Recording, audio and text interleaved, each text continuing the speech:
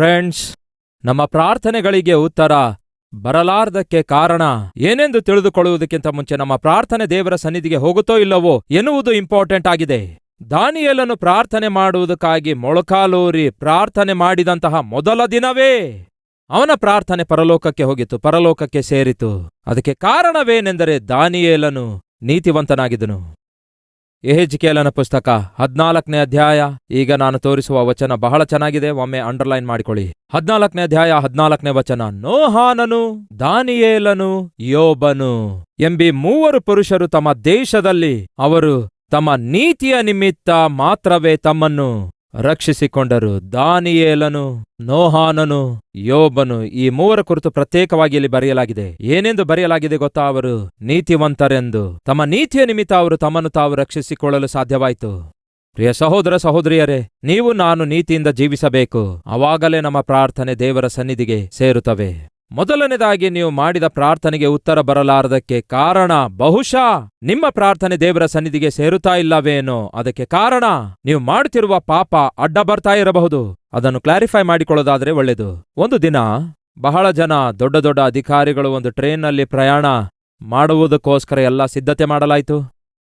ಆ ಪ್ರಾಂತ್ಯಕ್ಕೆ ಸೇರಿದ ದೊಡ್ಡ ರಾಜಕೀಯ ನಾಯಕನು, ಒಂದು ಮಿನಿಸ್ಟರ್ ಪೋಸ್ಟ್ ಅಲ್ಲಿರುವ ವ್ಯಕ್ತಿ ಪ್ರಯಾಣ ಮಾಡುತ್ತಿರುವಾಗ ಅವರೊಂದಿಗೆ ಅಲ್ಲಿರುವ MLAಗಳು, ಕಾರ್ಯಕರ್ತರು, ಅಧಿಕಾರಿಗಳು, ಪೊಲೀಸ್ ಡಿಪಾರ್ಟ್ಮೆಂಟ್ ಇವರೆಲ್ಲರೂ ಆ ಟ್ರೈನಲ್ಲಿ ಪ್ರಯಾಣ ಮಾಡಬೇಕಿತ್ತು. ಎಲ್ಲರೂ ಬರುತ್ತಾರೆ, ಬಂದು ಟ್ರೈನಲ್ಲಿ ಕೂತ್ಕೊಳ್ತಾರೆ.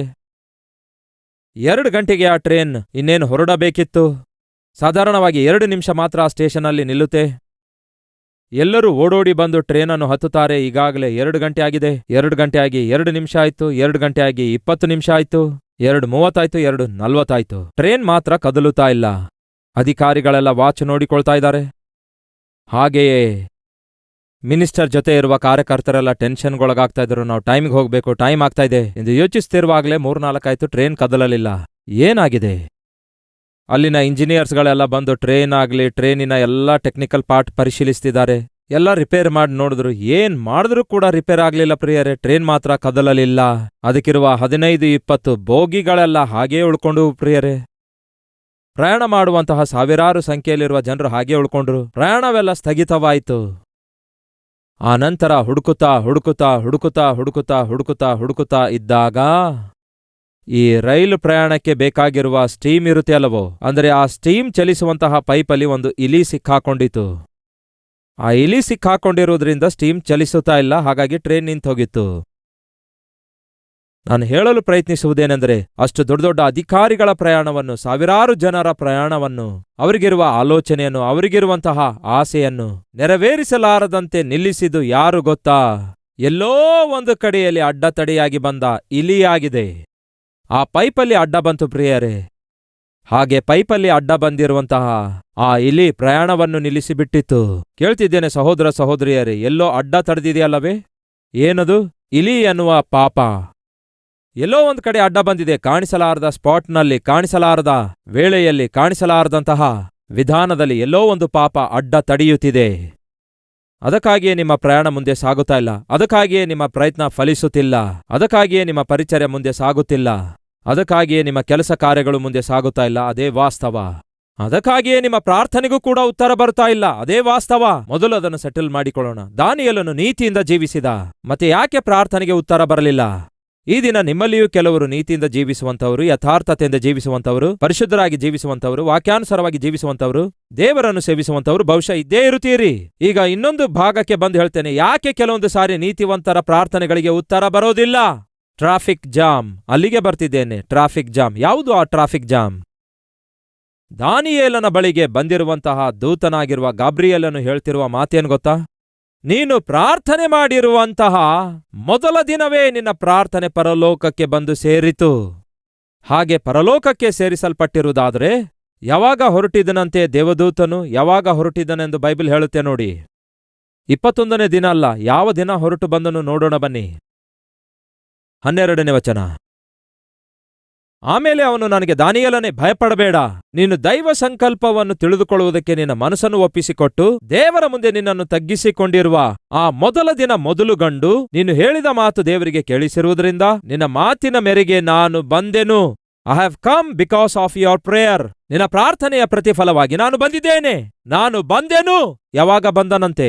ಈ ದಿನ ಬಂದನು, 21st ಡೇಗೆ ಬಂದನು, 22nd ಡೇಗೆ ಬಂದನು, ಯಾವಾಗ ಬಂದನು? ಮುಂದೆ ಇದೆ ನೋಡಿ. ಪಾರಸಿಯ ರಾಜ್ಯದ ದಿವ್ಯ ಪಾಲಕನು 21 ದಿವಸ ನನ್ನನ್ನು ತಡೆ ಹಿಡಿದನು. ನೀನು ಪ್ರಾರ್ಥನೆ ಮಾಡಲು ಆರಂಭಿಸಿದ ಮೊದಲ ದಿನವೇ ನಿನ್ನ ಪ್ರಾರ್ಥನೆ ಪರಲೋಕಕ್ಕೆ ಸೇರಿತು. ನಿನಗಿರುವ ಅವಶ್ಯಕತೆ ಏನೆಂದು ನೀನು ದೇವರಿಗೆ ಹೇಳಿದೆ. ಅದಕ್ಕೆ ಉತ್ತರ ಕೊಟ್ಟು ದೇವರು ನನಗೆ ಕಳಿಸಿಕೊಟ್ರು. ಯಾವಾಗ? ಆ ಮೊದಲ ದಿನವೇ ಉತ್ತರ ತೆಗೆದುಕೊಂಡು ಹೋಗಿ ಆ ಉತ್ತರ ತಿಳಿಯಪಡಿಸು ಎಂದು ದೇವರು ನಿನ್ನನ್ನು ಕಳಿಸಿಕೊಟ್ರೆ, ಈ ದಿನ ಯಾಕೆ ಬಂದೆ? 20 ಡೇಸ್ ನಂತರ ಯಾಕೆ ಬಂದೆ? 21st ಡೇ ಯಾಕೆ ಬಂದೆ? ಏನಾಯಿತು? ಆಗ ದೇವದೂತನು ಮಾತಾಡುತ್ತಾ ಹೇಳಿದ್ದೇನು ಗೊತ್ತಾ? ಅಡತಡೆ, ಆಟಂಕ, ಅಭ್ಯಂತರ ಎದುರಿಸಬೇಕಾಯ್ತು. ನಾನು ಬರ್ತಾ ಇರುವಾಗ ಅಡತಡೆಗಳು ಎದುರಾದವು. ನಾನು ಬರ್ತಿರುವಾಗ ಬರಲಾರ್ದಂತೆ ತಡೆದವು. ಎಸ್, ಒಮ್ಮೆ ಕೇಳಿ, ಸಾಧಾರಣವಾಗಿ ಟ್ರಾಫಿಕ್ ಯಾಕೆ ಜಾಮ್ ಆಗುತ್ತೆ ಹೇಳಿ? ಕಂಡವರೆಲ್ಲ ಕಂಡ ರೀತಿಯಲ್ಲಿ ಅಡ್ಡತಿಡ್ಡ ವೆಹಿಕಲ್ಸ್ಗಳನ್ನು ನಡೆಸಿದಾಗ ಮಾತ್ರವಲ್ಲವೋ? ನೀವು ರಸ್ತೆಯಲ್ಲಿ ಹೋಗುವಾಗ ನಿಮಗೆ ಅಡ್ಡ ಬಸ್ಸು, ಲಾರಿ, ಕಾರು ಬರುತ್ತೆ ಅಂದುಕೊಳ್ಳಿ, ನಿಮ್ಮ ಎದುರಿಗೆ ಬಂತು ಅಂದುಕೊಳ್ಳಿ, ನೀವು ಕದಲಲಾರದಂತೆ ಆಟಂಕ ಪಡಿಸುತ್ತಾ ಯಾವುದಾದ್ರೂ ವಾಹನ ಬಂದಾಗ ಮಾತ್ರ ಟ್ರಾಫಿಕ್ ಜಾಮ್ ಆಗೋದು. ಅದೇ ರೀತಿ ಪರಲೋಕದಿಂದ ದೇವದೂತನು ಉತ್ತರ ತೆಗೆದುಕೊಂಡು ಬರುತ್ತಿರುವಾಗ ಅಡ್ಡ ಬಂದ್ರು ಪ್ರಿಯರೇ, ಅಡತಡೆಯಾಗಿ ಬಂದ್ರು ಪ್ರಿಯರೇ. ಯಾರು ಅವರು? ಸೈತಾನನ ಸೈನಿಕರು. ಏನು ಹೇಳ್ತಿದ್ದಾನೆ ನೋಡಿ. ಪಾರಸಿಯ ರಾಜ್ಯದ ದಿವ್ಯ ಪಾಲಕನು 21 ದಿವಸಗಳವರೆಗೂ ನನ್ನನ್ನು ತಡೆ ಹಿಡಿದನು. ಅಡ್ಡ ಬಂದು ನಿಂತನು ಅನ್ನುತ್ತಾನೆ. ಇಲ್ಲಿ ನೀವು ಅರ್ಥ ಮಾಡಿಕೊಳ್ಳುವುದೇನೆಂದರೆ, ಇಲ್ಲಿ ಮಾತಾಡ್ತಿರೋದು ಪಾರಸಿಯ ರಾಜನು ಅನ್ನುವಾಗ ಆ ದಿನ ಪರಿಪಾಲಿಸುವ ಪಾರಸಿಯ ರಾಜನು ಅಲ್ಲ ಪ್ರಿಯರೇ ಅಡ್ಡ ತಡೆ ಹಿಡಿದಿದ್ದು. ಈ ವಚನ ಏನನ್ನು ತಿಳಿಯಪಡಿಸುತ್ತೆ ಗೊತ್ತಾ? ಬೈಬಲ್ ಪಂಡಿತರು ಹೇಳುವಂತಹ ವಿವರಣೆ ಏನಾಗಿದೆ ಗೊತ್ತಾ? ಪಾರಸಿಯ ರಾಜ್ಯದ ಮೇಲೆ ಸೈತಾನನು ಆ ರಾಜ್ಯವನ್ನು ನಾಶ ಮಾಡುವುದಕ್ಕಾಗಿ, ಇಲ್ಲವೇ ಪರಿಪಾಲನೆ ಮಾಡುವುದಕ್ಕಾಗಿ ತನಗೋಸ್ಕರವೇ ಎಂದು ಒಬ್ಬ ರಾಜನನ್ನು ಆರಿಸಿಕೊಂಡಿದ್ದ. ಅಂದರೆ ಸೈತಾನನು ಎಲ್ಲಾ ಸ್ಥಳದಲ್ಲಿ ತಾನು ಇರಲಿಕ್ಕಾಗದೇ ಇರುವುದರಿಂದ, ಎಲ್ಲಾ ಸ್ಥಳಗಳಲ್ಲಿ ತನ್ನ ಕಾರ್ಯ ಸಾಧಿಸಿಕೊಳ್ಳುವುದಕ್ಕಾಗಿ, ಎಲ್ಲಾ ಸ್ಥಳಗಳಲ್ಲಿ ದೇವರ ಚಿತ್ತಕ್ಕೆ ವ್ಯತಿರೇಕವಾಗಿ ತನ್ನ ಕೆಲಸಗಳನ್ನು, ತನ್ನ ಕಾರ್ಯಕಲಾಪಗಳನ್ನು ನಿರ್ವಹಿಸುವುದಕ್ಕಾಗಿ ದೇಶದ ಮೇಲೆ ದೇಶದ ಅಧಿಕಾರಿಯನ್ನಾಗಿ, ರಾಷ್ಟ್ರದ ಮೇಲೆ ರಾಷ್ಟ್ರಾಧಿಕಾರಿಯನ್ನಾಗಿ, ಜಿಲ್ಲೆಗೆ ಒಬ್ಬ ಅಧಿಕಾರಿಯನ್ನಾಗಿ, ಸಾಧಾರಣವಾಗಿ ನಮ್ಮ ಸರ್ಕಾರ ಹೇಗೆ ನಡೆಯುತ್ತದೆಯೋ ಅದೇ ರೀತಿಯಾಗಿ ಸೈತಾನನ, ಅಂದರೆ ನಾನು ಮಾತಾಡ್ತಿರೋದು ಅದರ ವಿಧಾನ, ದೇಶಕ್ಕೆ ಪ್ರಧಾನಮಂತ್ರಿ, ರಾಷ್ಟ್ರಕ್ಕೆ ರಾಷ್ಟ್ರಪತಿ, ಹಾಗೆ ಜಿಲ್ಲೆಗೆ ಅಧಿಕಾರಿಗಳು ಹೇಗೆ ಇರುತ್ತಾರೋ ಹಾಗೆ ಸೈತಾನನು ಕೂಡ ಪ್ರಪಂಚದಲ್ಲಿ ದೇವರು ಮಾಡುತ್ತಿರುವಂತಹ ಕೆಲಸವನ್ನು, ದೇವರ ಮಕ್ಕಳಾಗಿ ದೇವರಿಗೆ ನಾವು ಮಾಡುವಂತಹ ಪ್ರಾರ್ಥನೆಗಳನ್ನು, ನಾವು ಪಡುವಂತಹ ಪ್ರಯಾಸವನ್ನು, ನಾವು ಪಡುವ ಪ್ರಯತ್ನವನ್ನು ಆಟಂಕಪಡಿಸುವುದಕ್ಕಾಗಿ, ಅಭ್ಯಂತರಪಡಿಸುವುದಕ್ಕಾಗಿ, ಅಪಜಯಪಡಿಸುವುದಕ್ಕಾಗಿ ಮೇಲಿಂದ ಮೇಲೆ ಸೈತಾನನು ತನ್ನ ಕತ್ತಲೆಯ ಶಕ್ತಿಯನ್ನು ಅಲ್ಲಲ್ಲಿ ಇರಿಸಿದಾನೆ ಪ್ರಿಯರೇ. ಆ ದಿನ ಪಾರಸಿಯ ರಾಜನು ಎಷ್ಟರ ಮಟ್ಟಿಗೆ ತಡೆದನೆಂದರೆ, ದೇವರಿಂದ ಕಳಿಸಲ್ಪಟ್ಟ ಗಾಬ್ರಿಯಲ್ ದೂತನನ್ನೇ ತಡೆ ಹಿಡಿದ. 1 ದಿನ ಅಲ್ಲ, 2 ದಿನ ಅಲ್ಲ, 3-4 ದಿನವಲ್ಲ, 21 ಡೇಸ್ ದೇವರ ಬಳಿಯಿಂದ ಕಳಿಸಲ್ಪಟ್ಟ ಉತ್ತರ ದಾನಿಯೇಲನಿಗೆ ಬರಲಾರದ ರೀತಿಯಲ್ಲಿ ತಡೆ ಹಿಡಿಯಲಾಯಿತು. ಆಗ ನೀವು ಹೇಳಬಹುದು, ಬ್ರದರ್ ಇದು ಕೇಳುವುದಕ್ಕೆ ಸ್ವಲ್ಪ ಕಷ್ಟಕರವಾಗಿದೆ, ಇದಕ್ಕೆ ಸಪೋರ್ಟಿವ್ ಆಗಿ ಬೈಬಲ್ನಲ್ಲಿ ಬೇರೆ ಏನಾದರೂ ರೆಫರೆನ್ಸಸ್ ಇವೆಯಾ? ಯಸ್ ಇವೆ. ಬನ್ನಿ ನೋಡೋಣ. ಎಫೆಸದವರಿಗೆ ಬರೆದ ಪತ್ರಿಕೆ 6ನೇ ಅಧ್ಯಾಯ 10ನೇ ವಚನ ಓದುತ್ತಿದ್ದೇನೆ. ಕಡೆ ಮಾತೇನೆಂದರೆ, ನೀವು ಕರ್ತನನ್ನು ಆತನ ಅತ್ಯಧಿಕವಾದ ಶಕ್ತಿಯನ್ನು ಆಶ್ರಯಿಸಿಕೊಂಡವರಾಗಿ ಬಲಗೊಳ್ಳಿರಿ. ನೀವು ಸೈತಾನನ ತಂತ್ರೋಪಾಯಗಳನ್ನು ಎದುರಿಸಿ ನಿಲ್ಲುವುದಕ್ಕೆ ಶಕ್ತರಾಗುವಂತೆ ದೇವರು ದಯಪಾಲಿಸುವ ಸರ್ವಾಯುಧಗಳನ್ನು ಧರಿಸಿಕೊಳ್ಳಿರಿ. ಹೇಗೆಂದರೆ, ನಾವು ಹೋರಾಡುವುದು ಮನುಷ್ಯ ಮಾತ್ರದವರ ಸಂಗಡವಲ್ಲ, ಆದರೆ ರಾಜ್ಯತ್ವಗಳ ಮೇಲೆಯೂ ಅಧಿಕಾರಿಗಳ ಮೇಲೆಯೂ, ಪ್ರಸ್ತುತವಾಗಿರುವ ಈ ಅಂಧಕಾರ ಲೋಕಾಧಿಪತಿಗಳ ಮೇಲೆಯೂ, ಆಕಾಶಮಂಡಲದಲ್ಲಿರುವ ದುರಾತ್ಮ ಸೇನೆಯ ಮೇಲೆಯೂ ನಾವು ಹೋರಾಡುವವರಾಗಿದ್ದೇವೆ. ಈಗ ಅರ್ಥ ಆಯ್ತಾ ನಿಮಗೆ? ಪೌಲನು ಹೇಳ್ತಿದ್ದಾನೆ, ನಾವು ನಮ್ಮ ನಂಬಿಕೆಯನ್ನು ಬಲಪಡಿಸಿಕೊಳ್ಳಬೇಕು, ವಜ್ರ ಕವಚ ಧರಿಸಬೇಕು, ವಾಕ್ಯವೆಂಬ ಖಡ್ಗ ಹಿಡ್ಕೊಳ್ಬೇಕು, ಸಮಾಧಾನವೆಂಬ ಸಿದ್ಧ ಮನಸ್ಸುಳ್ಳ ಕೆರೆಯನ್ನು ಮೆಟ್ಟಿಕೊಳ್ಳಬೇಕು, ನಂಬಿಕೆ ಎನ್ನುವಂತಹ ಗುರ್ರಾಣಿ ಹಿಡ್ಕೊಳ್ಬೇಕು. ನಂಬಿಕೆ ಏನ್ ಮಾಡ್ತದೆ? ನಮ್ಮನ್ನು ಕಾಪಾಡುತ್ತದೆ. ಖಡ್ಗ ಏನ್ ಮಾಡುತ್ತದೆ? ಎದುರಿರುವಂಥವರಿಗೆ ಸಂಹರಿಸುವ ಪ್ರಯತ್ನ ಮಾಡುತ್ತೆ. ಸಮಾಧಾನ ಏನ್ ಮಾಡುತ್ತೆ? ನಮ್ಮನ್ನು ನಡೆಸುತ್ತದೆ. ಮುಂದೆ ಬೇಕಾದ್ರೆ ಓದ್ ನೋಡಿ ಯಾವ ರೀತಿ ನಾವು ಸೈತಾನನೊಂದಿಗೆ ಹೋರಾಡಲು ಸಿದ್ಧವಾಗಬೇಕೆಂದು. ಪೌಲನು ಹೇಳ್ತಾನೆ ಏನೆಂದು? ನಾವು ಹೋರಾಡುವುದು ಮನುಷ್ಯ ಮಾತ್ರದವರ ಸಂಗಡವಲ್ಲ, ನಾವು ಹೋರಾಡುವುದು ಶರೀರ ಸಂಬಂಧವಾದವುಗಳೊಂದಿಗಲ್ಲ, ರಾಜ್ಯತ್ವಗಳ ಮೇಲೆಯೂ ಹೋರಾಡ್ತಿದ್ದೇವೆ, ಅಧಿಕಾರಿಗಳ ಮೇಲೆಯೂ ಹೋರಾಡ್ತಿದ್ದೇವೆ, ಪ್ರಸ್ತುತ ಇಹಲೋಕ ಅಂಧಕಾರ ಲೋಕಾಧಿಪತಿಯ ಮೇಲೆಯೂ ಹೋರಾಡುತ್ತಿದ್ದೇವೆ. ಆಕಾಶ ಮಂಡಲದಲ್ಲಿರುವಂತಹ ದುರಾತ್ಮ. ಈಗ ಟ್ರಾಫಿಕ್ ಜಾಮ್ ಆಗಿದೆ ಎಂದು ಹೇಳಿದೆನಲ್ಲವೇ? ಯಾಕೆ ಆ ಮಾತನ್ನು ನಾನು ಬಳಸಿದ್ದೇನೆ ಗೊತ್ತಾ? ಅದಕ್ಕೆ ಇಲ್ಲಿ ಉತ್ತರ ಇದೆ. ಏನಂತ ಇದೆ? ಆಕಾಶ ಮಂಡಲದಲ್ಲಿರುವಂತಹ ದುರಾತ್ಮ ಸಮೂಹದೊಂದಿಗೋ ಇಲ್ಲವೇ ಸಮೂಹಗಳೊಂದಿಗೋ ಏಕವಚನ ಇದೆಯಾ ಬಹುವಚನ ಇದೆಯಾ? ಬೈಬಲಲ್ಲಿ ನೀವು ನೋಡುವುದಾದ್ರೆ ಆಕಾಶ ಮಂಡಲದಲ್ಲಿರುವ ದುರಾತ್ಮ ಸಮೂಹಗಳೊಂದಿಗೆ ಹೋರಾಡುವವರಾಗಿದ್ದೇವೆ, ಒಂದು ಸಮೂಹ ಅಲ್ಲ. ಪರಲೋಕದಲ್ಲಿ ಸೈತಾನನು ಗರ್ವಪಟ್ಟಾಗ, ಸೈತಾನನು ತಾನು ದೇವರ ಸ್ಥಾನವನ್ನು ಹೊಂದಿಕೊಳ್ಳಬೇಕು ಎಂದು ಆಶಿಸಿದಾಗ ಜರುಗಿದೇನು ಗೊತ್ತಾ? ಸೈತಾನನನ್ನು ದೇವರ ಸನ್ನಿಧಿಯಿಂದ ತಳ್ಳಿ ಹೊರಗೆ ಹಾಕಿದಾಗ 3 ಭಾಗದಲ್ಲಿ 1 ಭಾಗ ಸೈತಾನನೊಂದಿಗೆ ತಳ್ಳಿ ಹಾಕಲ್ಪಟ್ರು. ಅಂದರೆ ಅರ್ಥ ಗೊತ್ತಾ? ಆ ದಿನ 1/3 ಆಫ್ ಏಂಜಲ್ಸ್, 3ರಲ್ಲಿ 1 ಭಾಗ ದೇವರೊಂದಿಗಿರುವಂತಹ ದೂತರು ಸೈತಾನನೊಂದಿಗೆ ಪರಲೋಕದಿಂದ ತಳ್ಳಿ ಹಾಕಲ್ಪಟ್ರು. ಈ ದಿನ ಭೂಮಿಯ ಮೇಲೆ ದೆವ್ವಗಳು ಹೆಚ್ಚಾಗಿವೆಯಾ ಇಲ್ಲವೇ ಸೈತಾನನ ಸಮೂಹ ಹೆಚ್ಚಾಗಿವೆಯಾ ಇಲ್ಲವೇ ಮನುಷ್ಯರು ಹೆಚ್ಚಾಗಿವೆಯಾ ಎಂಬ ಪ್ರಶ್ನೆ ನಿಮಗೆ ಒಂದು ವೇಳೆ ಬರುವುದಾದ್ರೆ ಅರ್ಥ ಆಗುವಂತೆ ಹೇಳ್ತಿದ್ದೇನೆ ಕೇಳಿ. ಮಾರ್ಕನ ಸುವಾರ್ತೆ 5ನೇ ಅಧ್ಯಾಯದಲ್ಲಿ ದಂಡು ಎಂಬ ದೆವ್ವ ಹಿಡಿದವನಿದ್ದಾನಲ್ಲವೇ? ಅಲ್ಲಿ ನಿಮಗೆ ಏನ್ ಕಾಣಿಸುತ್ತೆ? ಅವನು ಸಮಾಧಿಗಳಲ್ಲಿ ವಾಸಿಸುತ್ತಿದ್ದ. ಯಾರೊಬ್ಬರು ಕೂಡ ಅವನಿಗೆ ವಶಪಡಿಸಿಕೊಳ್ಳಲಿಕ್ಕಾಗಲಿಲ್ಲ, ಬಿಡಿಸಲಿಕ್ಕಾಗಲಿಲ್ಲ. ಯೇಸುಕ್ರಿಸ್ತನು ಅವನನ್ನು ನೋಡಿ ಅವನಲ್ಲಿರುವ ದೆವ್ವ ಹೊರಟು ಹೋಗುವಂತೆ ಅಪ್ಪಣೆ ಕೊಟ್ರೆ ದೆವ್ವಗಳು ಹೋಗಿ ಹಂದಿಯೊಳಗಡೆ ಹೊಕ್ಕಿದರೆ ಎಷ್ಟು ಹಂದಿ ಸತ್ತವು? 2,000 ಹಂದಿಗಳು ಸತ್ತವು. ಆ ದಿನ ದಂಡು ಎಂಬ ದೆವ್ವ ಹೇಳಿದೇನು ಗೊತ್ತಾ? ನಾವು ದಂಡಾಗಿದ್ದೇವೆ. ದಂಡು ಎಂಬ ಪದಕ್ಕೆ ಅದರ ಅರ್ಥ 5,000 ಮಂದಿಯಾಗಿದ್ದಾರೆ. 5,000 ದೆವ್ವಗಳು ಒಬ್ಬ ವ್ಯಕ್ತಿಯಲ್ಲಿರುವುದಾದರೆ ಕೇಳ್ತಿದ್ದೇನೆ ಪ್ರಿಯರೇ, ಈ ಭೂಮಿಯ ಮೇಲೆ ಜನರ ಸಂಖ್ಯೆ ಹೆಚ್ಚಾಗಿದೆಯೋ ದೇವ್ವಗಳ ಸಂಖ್ಯೆ ಹೆಚ್ಚಾಗಿದೆಯೋ? ನೀವೇ ಹೇಳಿ. ವಾಸ್ತವದಲ್ಲಿ ಈ ಭೂಮಿಯ ಮೇಲೆ ಮನುಷ್ಯರಿಗಿಂತಲೂ ಹೆಚ್ಚಾಗಿ ಸೈತಾನನಿಗಿರುವ ಕತ್ತಲೆಯ ಶಕ್ತಿಗಳೇ ಹೆಚ್ಚಾಗಿವೆ. ಪ್ರಿಯ ಸಹೋದರ ಸಹೋದರಿಯರೇ, ದಯವಿಟ್ಟು ಕೇಳಿರಿ. ನಮ್ಮ ಜೀವಿತದಲ್ಲಿ ಕೆಲವೊಮ್ಮೆ ಉತ್ತರಗಳು ಬರದಿರುವಾಗ ದೇವರನ್ನು ನಿಂದಿಸಬೇಡಿರಿ, ದೇವರನ್ನು ಪ್ರಶ್ನಿಸಬೇಡಿ. ದೇವರು ನಿಮಗೆ ಉತ್ತರ ಕಳಿಸಿದ್ದಾರೆ. ಆದರೆ ಆ ಉತ್ತರ ನಿಮ್ಮ ಬಳಿಗೆ ಬರಲಾರದಂತೆ ಸೈತಾನ ಶಕ್ತಿಗಳು, ಸೈತಾನನ ವಶದಲ್ಲಿ ಇರುವಂತಹ ಅವನ ದೂತರು ನಿಮಗೆ ಉತ್ತರ ಬರಲಾರದಂತೆ ಆಟಂಕಪಡಿಸುತ್ತಿದ್ದಾರೆ, ಅಡ್ಡ ತಡೆಯುತ್ತಿದ್ದಾರೆ. ಎಷ್ಟು ದಿನ ದಾನಿಯೇಲನಿಗೆ ಅಡ್ಡ ತಡೆದ್ರು ಗೊತ್ತಾ? 21 ಡೇಸ್. ಪಾರಸಿಯ ರಾಜ್ಯದ ರಾಜ್ಯಾಧಿಪತಿ, ಆಕಾಶದಲ್ಲಿ ಆ ಏರಿಯಾದಲ್ಲಿ ಕವಿದುಕೊಂಡಿರುವ ರಾಜನು, ದುರಾತ್ಮ ಸೈನ್ಯ ಉತ್ತರ ತಡೆ ಹಿಡಿದ. ಆಗ ನೀವು ಹೇಳಬಹುದು, ದೇವರು ಕಳಿಸಿದ ಉತ್ತರ ನಮ್ಮ ಬಳಿಗೆ ಬರಲಾರದಂತೆ ಸೈತಾನನು ತಡೆ ಹಿಡಿಯುವುದಾದರೆ ಇನ್ನು ನಮ್ಮ ಗತಿ ಏನು ಎಂದು ನೀವು ಹೇಳಬಹುದಾದರೆ ಕೇಳಿ. ಆಟಂಕವನ್ನು ಸೈತಾನನು ಉಂಟು ಮಾಡಬಹುದೇನೋ, ಆದರೆ ಉತ್ತರ ನಿಮ್ಮ ಬಳಿಗೆ ಶಾಶ್ವತವಾಗಿ ಬರಲಾರದಂತೆ ಮಾಡಲಾರನು. ಯಾಕೆಂದರೆ ದೇವರು ಆಶ್ಚರ್ಯಕರ್ತನಾಗಿದ್ದಾನೆ, ಅದ್ಭುತ ಸ್ವರೂಪನಾಗಿದ್ದಾನೆ. ದೇವರು ಕಳಿಸಿರುವಂತಹ ಉತ್ತರ ತರುತ್ತಿರುವಂತಹ ದೇವದೂತನು ಸೇರಬೇಕಾದಂತಹ ಗಮ್ಯಕ್ಕೆ ಸೇರಲಾರದಂತೆ ಅಡ್ಡ ತಡೆಯುತ್ತಾ ಆಟಂಕವನ್ನು ಸೈತಾನನ ಸಾಮ್ರಾಜ್ಯವು ಕಲ್ಪಿಸಿತು. ಯಾವ ಕಡೆ ನೋಡಿದ್ರು ಆಟಂಕವೇ. ಎಷ್ಟು ದಿನ ಗೊತ್ತಾ? 21 ಡೇಸ್. ಎಲ್ಲಿ ನೋಡಿದ್ರು ಎದುರು ತಡೆ ಹಿಡಿದ. 21 ಡೇಸ್ ದೇವದೂತನು ಬರದಂತೆ ಯಾವ ಕಡೆ ನೋಡಿದ್ರು ಆಟಂಕವೇ, ಯಾವ ಕಡೆ ನೋಡಿದ್ರು ಆಟಂಕವೇ ಇತ್ತು. ಪ್ರಯಾಣ ಮಾಡಿ ದೂತ ಬರ್ತಿರುವಾಗ ಯಾವ ಕಡೆ ನೋಡಿದ್ರು ಆಟಂಕಗಳೇ, ತಡೆಗಳೇ, ಬರಗೊಡಿಸಲಿಲ್ಲ. ಅಂತಹ ಸಮಯದಲ್ಲಿ ದೇವರು, ದಯವಿಟ್ಟು ಗಮನಿಸಿರಿ, ಸೈತಾನನಿಗೆ ಶಕ್ತಿ ಇದೆ. ಆ ದಿನ ಮೋಶೆ ನೀರನ್ನು ರಕ್ತವನ್ನಾಗಿ ಮಾರ್ಪಡಿಸಿದಾಗ, ಫರೋಹನು ತನ್ನ ಮಾಯ ಮಾಡುವ ಮಂತ್ರಗಾರರನ್ನು ಕರೆಸಿದಾಗ ಅವರು ಕೂಡ ನೀರನ್ನು ರಕ್ತವಾಗಿ ಮಾಡಿದ್ರು. ಆ ದಿನ ಮೋಶೆ ತನ್ನ ಕೋಲು ನೆಲಕ್ಕೆಸೆದಾಗ ಅದು ಹಾವಾಯಿತು. ಅದೇ ರೀತಿ ಫರೋಹನ ಮಂತ್ರವಾದಿಗಳು ಬಂದು ಅವರು ತಮ್ಮ ಕೋಲನ್ನು ಎಸೆದಾಗ ಅದು ಕೂಡ ಹಾವಾಯಿತು.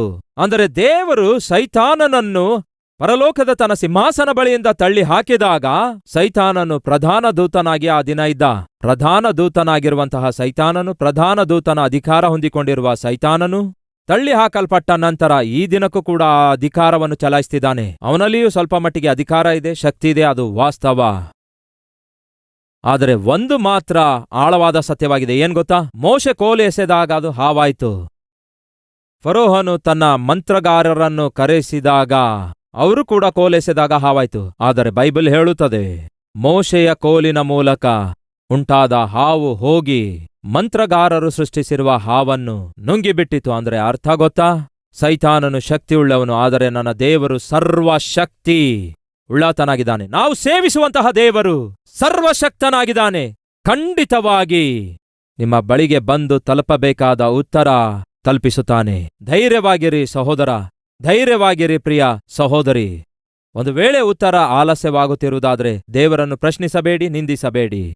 ಸೈತಾನನ ಯಾವನೋ ಒಬ್ಬ ದುಷ್ಟದೂತನು ನಿಮಗೆ ಉತ್ತರ ಬರಲಾರ್ದಂತೆ ಆಟಂಕ ಹೇಗೆ ಪಡಿಸಿದ್ದಾನೆಂದು ನಿಮಗೆ ಗೊತ್ತಿಲ್ಲದ್ದರಿಂದ ದಾನಿಯೇಲನಂತೆ ನೀವು ಮಾಡಬೇಕು. ದಾನಿಯೇಲನು ಪ್ರಾರ್ಥನೆ ನಿಲ್ಲಿಸಿದನೋ?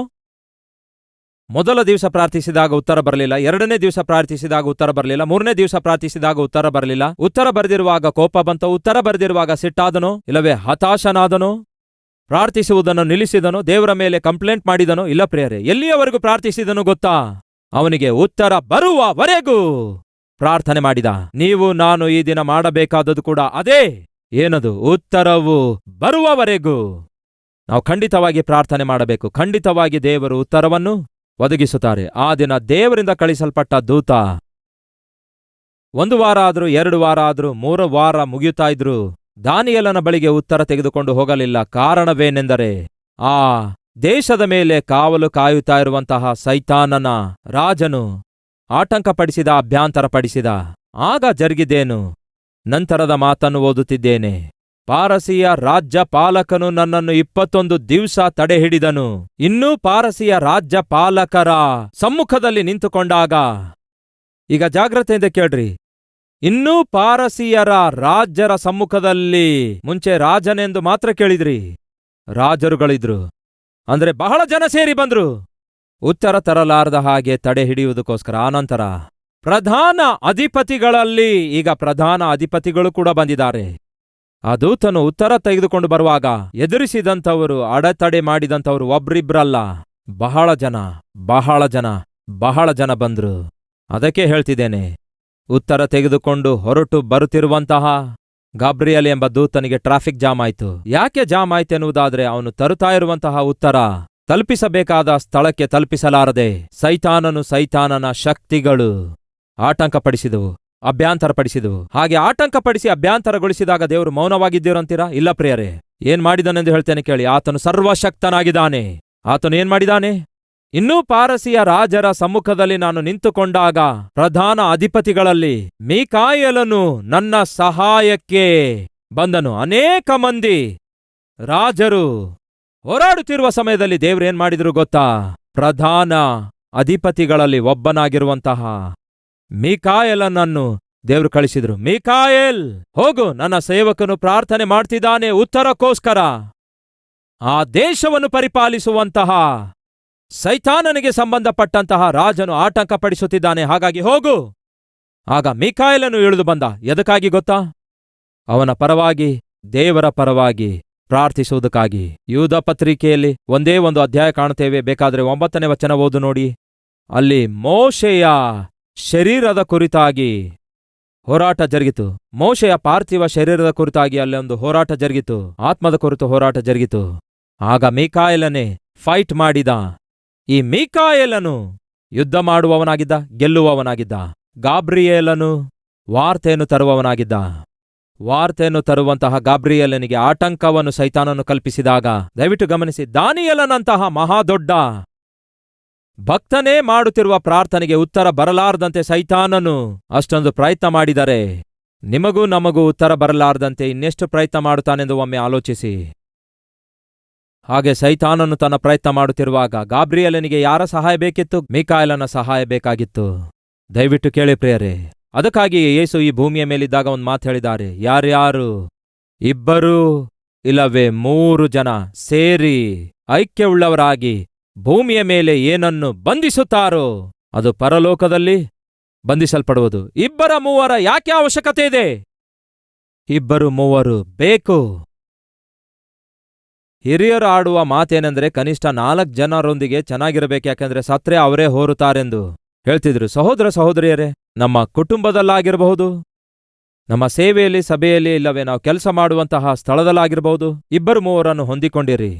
ನಿಮ್ಮಂತೆ ವಿಶ್ವಾಸಿಯಾಗಿರುವವರನ್ನು, ನಿಮ್ಮನ್ನು ಅರ್ಥ ಮಾಡಿಕೊಳ್ಳುವಂಥವರನ್ನು. ಯಾಕೆ? ಒಟ್ಟಿಗೆ ಸೇರಿ ಪ್ರಾರ್ಥನೆ ಮಾಡುವುದಕ್ಕಾಗಿ. ಯಾಕೆಂದರೆ ಸೈತಾನನ ತಂತ್ರೋಪಾಯಗಳನ್ನು ನಾನು ಸೋಲಿಸಬೇಕಾದರೆ ಒಟ್ಟಿಗೆ ಸೇರಿ ಪ್ರಾರ್ಥನೆ ಮಾಡಬೇಕು. ಆ ದಿನ ಗಾಬ್ರಿಯೇಲನೊಂದಿಗೆ ಮೀಕಾಯೇಲನ್ನು ಒಟ್ಟುಗೂಡಿ ಹೋರಾಡಿದಾಗಲೇ ಸೈತಾನನ ಶಕ್ತಿ ನಾಶವಾಯಿತು, ಸೋತು ಹೋಯಿತು. ಸಹೋದರ ಸಹೋದರಿಯರೇ, ಕೇಳ್ತಿದ್ದೀರಾ? ಒಂದು ವೇಳೆ ಉತ್ತರ ಬರದೇ ಇದ್ರೆ ನಿರಾಶರಾಗಬೇಡಿ. ನಿಮ್ಮ ಸ್ನೇಹಿತಳೊಂದಿಗೆ ಒಬ್ಬ ಆತ್ಮಿಕನೊಂದಿಗೆ ಮಾತಾಡಿ, ನನ್ನೊಂದಿಗೆ ಪ್ರಾರ್ಥಿಸುವಿರಾ ಎಂದು ಕೇಳಿಕೊಳ್ಳಿರಿ. ಯಾಕೆಂದರೆ ನನ್ನ ನಂಬಿಕೆ ಸಾಲ್ತಾ ಇಲ್ಲ, ನನ್ನ ವಿಶ್ವಾಸ ಸಾಲ್ತಾ ಇಲ್ಲ ಎಂದು ಹೇಳಿ ಒಟ್ಟಿಗೆ ಸೇರಿ ಪ್ರಾರ್ಥಿಸುವುದು ಆಶೀರ್ವಾದಕರವಾಗಿದೆ. ಒಂದು ಮಾತನ್ನು ಹೇಳಿ ಮುಗಿಸುತ್ತೇನೆ. ಧರ್ಮೋಪದೇಶ ಕಾಂಡ ಅಧ್ಯಾಯ 30ನೇ ವಚನ ಓದುತ್ತಾ ಇದ್ದೇನೆ. ಬೇಕಾದರೆ ಅದನ್ನು ಅಂಡರ್ಲೈನ್ ಮಾಡ್ಕೊಳ್ಳಿ. ಅವರ ಆಶ್ರಯ ದುರ್ಗನು ಅವರನ್ನು ಶತ್ರುಗಳಿಗೆ ಒಪ್ಪಿಸಿಕೊಡದಿದ್ದರೆ, ಯೆಹೋವನು ಅವರನ್ನು ಒಪ್ಪಿಸಿಕೊಡದೇ ಇದ್ದರೆ, ಒಬ್ಬನಿಂದ 1000 ಮಂದಿ ಸೋತು ಹೋಗುತ್ತಿದ್ದರೋ, ಇಬ್ಬರಿಗೆ ಹೆದರಿ 10,000 ಮಂದಿ ಓಡು ಹೋಗುತ್ತಿದ್ದರೋ. ಕ್ಯಾಲ್ಕುಲೇಷನ್ ತಪ್ಪನ್ನುತ್ತೀರಾ? ಟ್ರಾನ್ಸ್ಲೇಷನ್ ತಪ್ಪನ್ನುತ್ತೀರಾ? ಏನು ತಪ್ಪಿದೆ ಹೇಳಿ? ಒಬ್ಬನು 1000 ಮಂದಿಯನ್ನು ಓಡಿಸಿದಾನೆ ಅಂದುಕೊಳ್ಳಿ. ಇಬ್ಬರು ಸೇರಿದ್ರೆ ಎಷ್ಟು ಮಂದಿಯನ್ನು ಓಡಿಸಬೇಕು? 2,000 ಮಂದಿಯನ್ನು ಓಡಿಸಬೇಕು. ಲೆಕ್ಕ ಹಾಗೆ ಅಲ್ಲವೋ? ಆದರೆ ಬೈಬಲ್ ಹೇಳುತ್ತದೆ ಏನೆಂದು ಗೊತ್ತಾ? ಒಬ್ಬನು 1000 ಮಂದಿಯನ್ನು ಓಡಿಸುವುದಾದರೆ ಇಬ್ಬರು ಸೇರಿದರೆ 10,000 ಮಂದಿಯನ್ನು ಓಡಿಸ್ತಾರೆ. ಅದಕ್ಕೆ ಕಾರಣವೇನೆಂದರೆ ಐಕ್ಯತೆಯಲ್ಲಿ, ಸಖ್ಯತೆಯಲ್ಲಿ ದೇವರು 10ರಷ್ಟು ಬಲವನ್ನಿಟ್ಟಿದ್ದಾರೆ. ಒಂದು ಬೆರಳಿನಿಂದ ಒಬ್ಬನಿಗೆ ಹೊಡೆಯುವ ಪ್ರಯತ್ನ ಮಾಡಿ. ಒಂದೇ ಬೆರಳಿನಿಂದ ಹೊಡೆಯಿರಿ, ಅವನಿಗೇನಾದ್ರೂ ಏಟಾಗುತ್ತೆ ಅಂತೀರಾ? 2 ಬೆರಳಿನಿಂದ ಹೊಡೆಯಿರಿ, ಅವನಿಗೇನಾದ್ರೂ ಏಟಾಗುತ್ತಾ? 3 ಬೆರಳಿನಿಂದ ಹೊಡೆಯಿರಿ, ಅವನಿಗೇನಾದ್ರೂ ಏಟಾಗುತ್ತೆ ಅಂತೀರಾ? 4 ಬೆರಳಿನಿಂದ ಹೊಡೆದು ನೋಡಿ, ಏಟಾಗುತ್ತೆ ಅಂತೀರಾ? ಏಟಾಗೋದಿಲ್ವಲ್ಲ? ಈಗ 5 ಬೆರಳನ್ನು ಸೇರಿಸಿ ಹೀಗೆ ಹೊಡೆದು ನೋಡಿ, ಏನಾಗುತ್ತೆ ಹೇಳಿ? ಅವನ ಮುಖ ಒಡೆದು ಹೋಗುತ್ತೆ. ಈ 5 ಬೆರಳು ಬೇರ್ಪಟ್ಟಿರುವಾಗ ಏನು ಮಾಡ್ಲಿಕ್ಕಾಗಲಿಲ್ಲ. ಆದರೆ ಒಂದು ಗೂಡಿದಾಗ ಏನಾದವು ಹೇಳಿ? ಶಕ್ತಿ, ಬಲ ಹೊಂದಿಕೊಂಡು. ಸಹೋದರ ಸಹೋದರಿಯರೇ, ನೀವು ಮಾಡ್ತಿರುವ ಪ್ರಾರ್ಥನೆಗೆ ಉತ್ತರ ಬರದೇ ಇದ್ದರೆ, ನಿಮ್ಮೊಂದಿಗೆ ಒಟ್ಟುಗೂಡಿ ಪ್ರಾರ್ಥನೆ ಮಾಡುವಂಥವರು ಬೇಕಾಗುವುದಾದರೆ ನಮ್ಮ ಪ್ರೇಟ್ ಅವರಿಗೆ ಕರೆ ಮಾಡಿ. ಪ್ರೇಟ್ ಅವರಲ್ಲಿರುವಂಥವರು ನಿಮ್ಮೊಂದಿಗೆ ಸೇರಿ ಪ್ರಾರ್ಥಿಸ್ತಾರೆ. ವಿಸಿಟಿಂಗ್ ಅವರ್ಸ್ ಅನ್ನು ಏರ್ಪಡಿಸಿದಾಗ ನಾನು ಹೇಳುವ ಮಾತು ಎಂದಾದರೂ ಜಾಗ್ರತೆಯಿಂದ ಗಮನಿಸಿದ್ದೀರಾ? ಒಂದು ವೇಳೆ ನಿಮ್ಮಲ್ಲಿ ಯಾರೇ ಆಗಲಿ ನಿಮ್ಮೊಂದಿಗೆ ಸೇರಿ ನಾನು ಪ್ರಾರ್ಥಿಸಲು ಆಶಿಸಿದ್ದೇ ಆದರೆ ವಿಸಿಟಿಂಗ್ ಅವರ್ಸ್ಗೆ ಬನ್ನಿ, ಒಟ್ಟಿಗೆ ಸೇರಿ ಪ್ರಾರ್ಥಿಸೋಣ ಎಂದು ಹೇಳಿದೆ. ಯಾಕೆಂದ್ರೆ 2-3 ಒಂದೇ ಮನಸ್ಸಿನಿಂದ ಅರ್ಥ ಮಾಡಿಕೊಂಡು ಒಟ್ಟುಗೂಡಿ ಪ್ರಾರ್ಥಿಸುವುದಾದರೆ, ಪ್ರಾರ್ಥನೆಯಲ್ಲಿ ಬಂಧಿಸುವುದಾದರೆ ದೇವರು ಬಂಧಿಸ್ತಾರೆ. ಆ ದೂತನು ಹೇಳುವ ಮಾತೇನು ಗೊತ್ತಾ? ನಾನು ಬಂದಿದ್ದೇನೆ, ಆದರೆ ಪಾರಸಿಯ ರಾಜನು ಮತ್ತು ರಾಜರುಗಳು ಬರದಂತೆ ತಡೆ ಹಿಡಿದ್ರು, ಅಡ್ಡ ತಡೆದ್ರು, ಜಾಮ್ ಪ್ಯಾಕ್ ಮಾಡಿದ್ರು ಆ ಮಾರ್ಗವನ್ನು. ಅಂತಹ ಸಮಯದಲ್ಲಿ ದೇವರು ಮೀಕಾಯೇಲನನ್ನು ಕಳಿಸಿದ್ರು. ಮೀಕಾಯೇಲನು ಬಂದು ಏನ್ ಮಾಡಿದನು ಗೊತ್ತಾ? ಮಾರ್ಗವನ್ನು ಸರಾಗ ಮಾಡಿದನು. ನನಗೆ ಸಹಾಯ ಮಾಡಲು ಬಂದಿದ್ದ, ಅದಕ್ಕಾಗಿಯೇ ಬಂದಿದ್ದೇನೆ ಎಂದು ಈಗ ಹೇಳ್ತಾನೆ. ಗಾಬ್ರಿಯೇಲನು ದಾನಿಯೇಲನ ಬಳಿಗೆ ಉತ್ತರ ತಂದ. ದಾನಿಯೇಲನೇ, ನೀನು ಯಾವುದಕ್ಕಾಗಿ ಪ್ರಾರ್ಥನೆ ಮಾಡಿದೆಯೋ, ಯಾವ ದರ್ಶನದ ವಿವರಣೆ ಹೊಂದಬೇಕೆಂದು ಪ್ರಾರ್ಥಿಸಿದೆಯೋ ಅದನ್ನು ನಾನು ತಂದಿದ್ದೇನೆ. ಯಾಕೆಂದರೆ ಯುದ್ಧದಲ್ಲಿ ಗೆದ್ದಿದ್ದೇವೆ. ನಾನೊಬ್ಬನೇ ಹೋರಾಡುತ್ತಾ ಇರುವಾಗ, ಸಹಾಯ ಸಾಲದೇ ಇರುವಾಗ ಮೀಕಾಯೇಲನನ್ನು ದೇವರು ಕಳಿಸಿದ್ರು. ಪಾರಸಿಯ ರಾಜರನ್ನೆಲ್ಲ ಸೋಲಿಸಿಬಿಟ್ರು, ನಿನಗೆ ಉತ್ತರ ಬಂತು. ಅಂದ್ರೆ ಅರ್ಥ ಮಾಡಿಕೊಳ್ಳೋಣ, ನಾವು ಪ್ರಾರ್ಥನೆ ಮಾಡಿದ ತಕ್ಷಣವೇ ಉತ್ತರ ಬರುತ್ತೆ? ಉತ್ತರ ಬರುತ್ತಾ ಇಲ್ಲ. ಉತ್ತರ ಬರುತ್ತೆ ಎಂದು ಆಶಿಸುತ್ತೇವೆ, ಆದರೆ ಬರದಿರುವಾಗ ನಿರಾಶರಾಗ್ತೇವೆ. ಅರ್ಥ ಮಾಡಿಕೊಳ್ಳಿರಿ, ನಮಗೆ ಗೊತ್ತಾಗಲಾರದ ಹಾಗೆ ಈ ಆಕಾಶದಲ್ಲಿ ಕತ್ತಲೆಯ ಶಕ್ತಿಗಳು ಬಹಳ ಕೆಲಸ ಮಾಡ್ತವೆ. ಆ ದಿನ ದೇವರ ದೂತನು ಉತ್ತರವನ್ನು ತರುತ್ತಿರುವಾಗ ಉತ್ತರ ತರಲಾರ್ದ ಹಾಗೆ ಶತ್ರು ಟ್ರಾಫಿಕ್ ಪೂರ್ತಿಯಾಗಿ ಜಾಮ್ ಮಾಡಿಬಿಟ್ಟ, ಬರಲಾರ್ದಂತೆ ತಡೆದ. ಅದೇ ರೀತಿ ನಿಮಗೆ ಬರಬೇಕಾದ ಉತ್ತರವನ್ನು ಸೈತಾನನು ಬರಲಾರ್ದಂತೆ ತಡೆ ಹಿಡಿದಿರಬಹುದು. ಹಾಗಾಗಿ ದಿಗುಲು ಪಡಬೇಡಿರಿ. ಕಲ್ವರಿ ಸ್ವರದ ವೀಕ್ಷಕರೆಲ್ಲರೂ ಸೇರಿ ನಾವು ಪ್ರಾರ್ಥನೆ ಮಾಡೋಣ. ದೇವರು ಖಂಡಿತವಾಗಿ ನಿಮಗೆ ಉತ್ತರ ಕೊಡುತ್ತಾರೆ. ಒಂದು ಪ್ರಶ್ನೆ ಕೇಳಲು ಬಯಸ್ತೇನೆ. ನಿಮ್ಮಲ್ಲಿ ಎಷ್ಟು ಜನ ನೀವು ಪ್ರಾರ್ಥನೆ ಮಾಡುವಾಗ ಕರ್ತನೆ ಕಲ್ವರಿ ಸ್ವರ ವೀಕ್ಷಿಸುವಂತಹ ಪ್ರತಿ ಕುಟುಂಬವನ್ನು, ಈ ಕಾರ್ಯಕ್ರಮ ವೀಕ್ಷಿಸುವ ಪ್ರತಿಯೊಬ್ಬರನ್ನು ದಯವಿಟ್ಟು ಆಶೀರ್ವದಿಸಿರಿ ದೇವರೇ. ಅವರಿಗಿರುವಂತಹ ಶಾರೀರಿಕ, ಮಾನಸಿಕ, ಆರ್ಥಿಕ, ಆಧ್ಯಾತ್ಮಿಕ ಬಲಹೀನತೆಯಿಂದ ಬಿಡಿಸಿರಿ ದೇವರೇ ಎಂದು ಪ್ರಾರ್ಥಿಸುವಂತವರು ಎಷ್ಟು ಜನ ಆಗಿದ್ದೀರಿ? ಇದು ಏನನ್ನು ತಿಳಿಯಪಡಿಸುತ್ತೆ? ಕಲ್ವರಿ ಸ್ವರ ವೀಕ್ಷಿಸುವವರ ಕ್ಷೇಮಕ್ಕೋಸ್ಕರ ಒಬ್ಬರಲ್ಲ, ಇಬ್ಬರಲ್ಲ, 3 ಅಲ್ಲ, 10,000 ಮಂದಿ ಅಲ್ಲ, ಲಕ್ಷಾಂತರ ಜನರು ಕಲ್ವರಿ ಸ್ವರದ ವೀಕ್ಷಕರಿಗೋಸ್ಕರ ಪ್ರಾರ್ಥನೆ ಮಾಡ್ತಿದ್ದಾರೆ. ಲಕ್ಷಾಂತರ ಜನರ ಪ್ರಾರ್ಥನೆ ಕಲ್ವರಿ ಸ್ವರ ಕಾರ್ಯಕ್ರಮ ವೀಕ್ಷಕರ ಸುತ್ತಲೂ ಇದೆ. ಈ ಪ್ರಾರ್ಥನೆಯ ಫಲಿತವಾಗಿಯೇ ದೇವರು ಅದ್ಭುತವಾದ ಉತ್ತರವನ್ನು ಶೀಘ್ರದಲ್ಲೇ ದೇವರು ನಿಮ್ಮೆಲ್ಲರಿಗೆ ಅನುಗ್ರಹಿಸುತ್ತಾರೆಂದು ನಂಬುತ್ತಾ ಇದ್ದೀರಾ? ಹಾಗಾದರೆ ಒಟ್ಟಿಗೆ ಪ್ರಾರ್ಥಿಸೋಣ ಬನ್ನಿ. Let's pray together.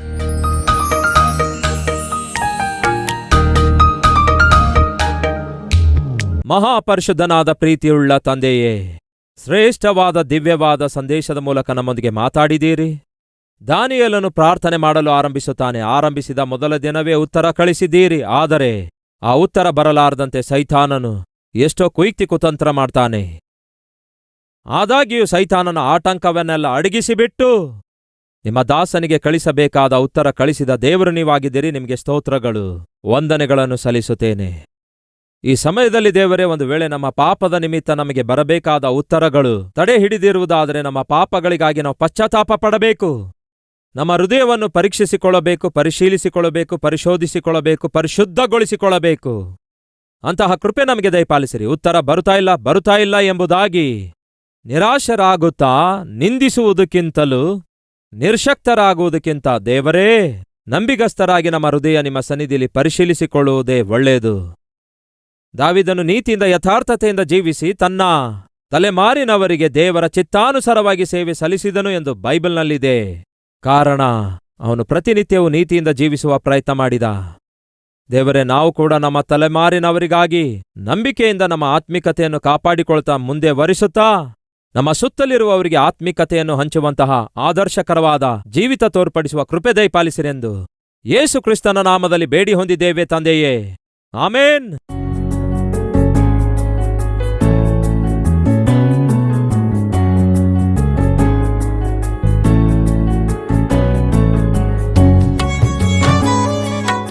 ದೈವ ಸೇವಕ